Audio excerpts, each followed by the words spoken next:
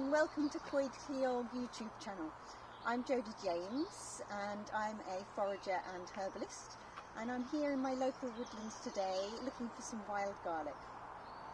So wild garlic is just shooting up now with the spring.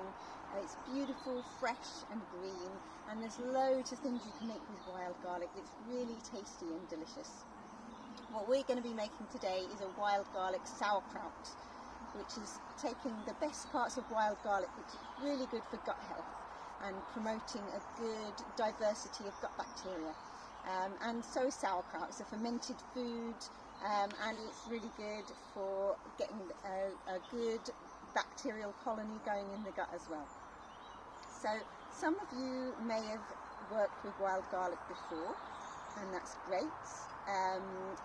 If you haven't, I'll just show you what it looks like.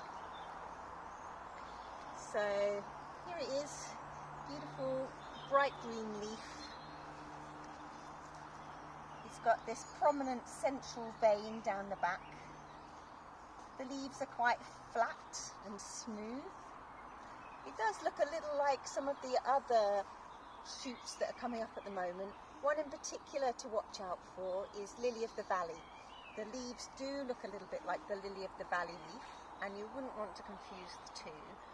So the main thing that gives you the difference with the wild garlic is the smell. So pick a leaf and rub it between your fingers, and it's got a really distinctive garlicky smell, and that's how you know that you've got wild garlic. Okay, it grows in woodland areas. It likes the kind of shady, damp woodlands, and it can often grow in abundance when you do find it.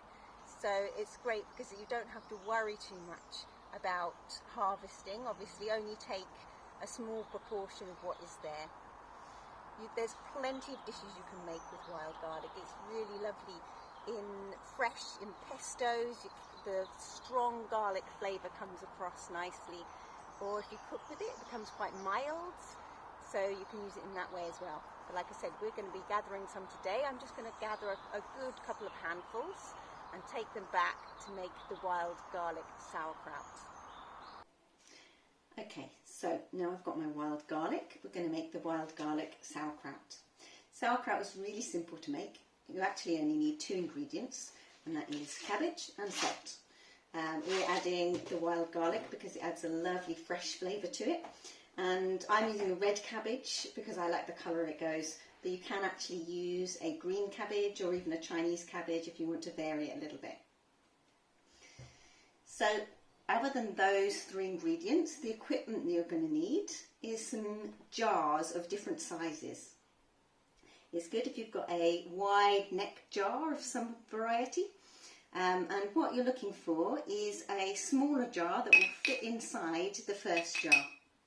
And the reason we're going to use that is because once we've grated the cabbage and mixed it with the salt, we're going to pop it into the jar, and you need to apply some pressure onto the cabbage because it helps the juice come out of the cabbage and allows the fermentation to take place.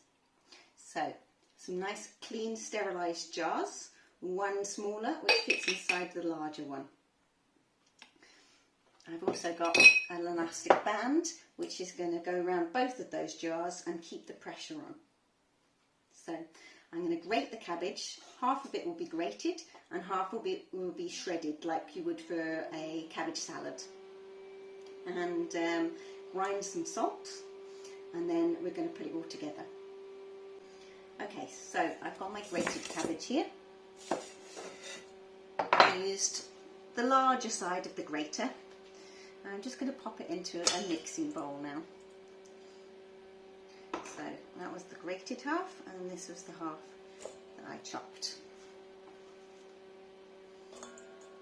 So that's one small cabbage. I'm going to mix that in with 1.5 teaspoons of salt.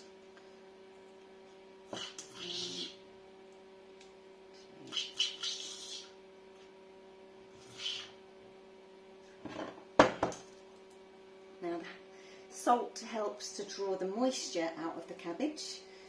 Just going to give that a little bit of a mix around in there.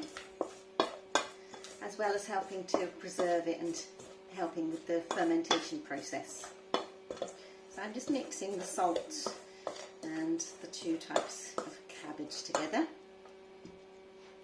I'm just going to chop some of this wild garlic into it as well. And you notice with the wild garlic, it's just the leaves that we use. You don't pick the bulb. The bulb of the wild garlic is actually quite small, and actually we want it to grow again next year, so it's only the leaves of the wild garlic that are used. And I'm just using a couple of handfuls, which is going to give it the lovely garlicky flavour. Chopping it up fine, and that's going to go in alongside the cabbage as well. Okay, so in that goes, and we're going to give it a good stir,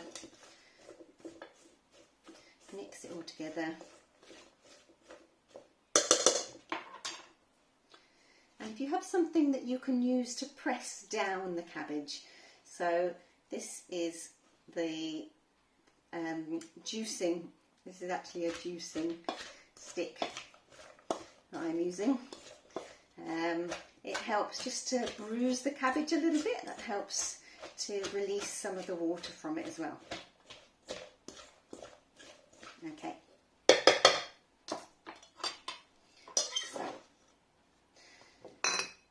Once you've done that, you need to scoop your cabbage into your jar. We're going to press it down, so we want to fill it to the top. There we are. That's all in there. And now I'm just going to start pressing and compressing the cabbage down further into the jar. And I may be able to fit a little bit more in there. I'm just going to test to see where my jar goes to. I'm going to put just a little bit more in on top. I want the jar, the smaller jar, just to be poking out slightly so that I can put pressure on it.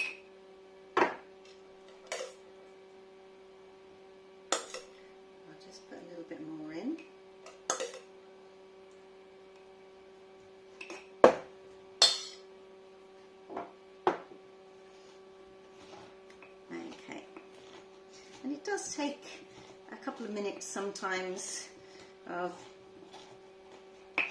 pressing down on that cabbage to really get the juice coming out.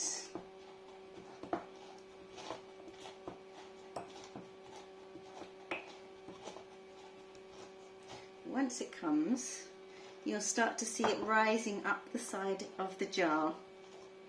And what we want is for the liquid to come just to the top of the cabbage and cover it, and so that it's submersed in its own liquid.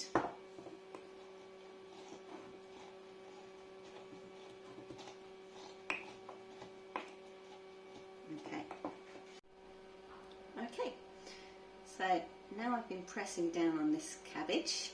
It's released lots of juice, and if I put this smaller jar into the larger jar and press that down, you can actually see the juice rise up, and I can push it from side to side there, and it's covering the top layer of the cabbage. So I'm just going to pop on the elastic band, and that's going to keep the pressure on nice and tight. And what I'm going to do now is going to put that on the side for 2 to 3 days, and over that time you'll start to see little bubbles starting to appear and rise up to the surface. Now it does need a reasonable temperature, so around 18 to 20 degrees room temperature is fine. If you've got a cooler room, you will need to move it to a warmer spot. Now as those bubbles rise up, I've got a gap here between the jars, so that the air can escape. So you don't want a sealed jar actually, it needs to be able to come out and escape. So after 3 days, you can take off your elastic band, take the smaller jar out and have a little taste. It should taste a little bit sour, like a pickled cabbage. And if that's to your liking, then that's great. You can stop there, just pop a lid onto the jar and put that into the fridge. And that will keep then, the fermentation process actually preserves it. So it will keep for around 6 months or even longer in the fridge. If you want to experiment and go a little bit further, you could leave it out for another couple of days and you start to get more complex and perhaps stronger flavours developing the longer you leave it. So, the other thing you can do is whilst it's fermenting, just use a clean tea towel or kitchen towel and place that over the jars so that you've got no contamination, nothing's going to drop in there. So that's that. That is how to make your wild garlic sauerkraut. If you'd like to see more videos like this, then subscribe to the Coed Lleol YouTube channel. Thanks for watching. My name's Jodie James. Goodbye.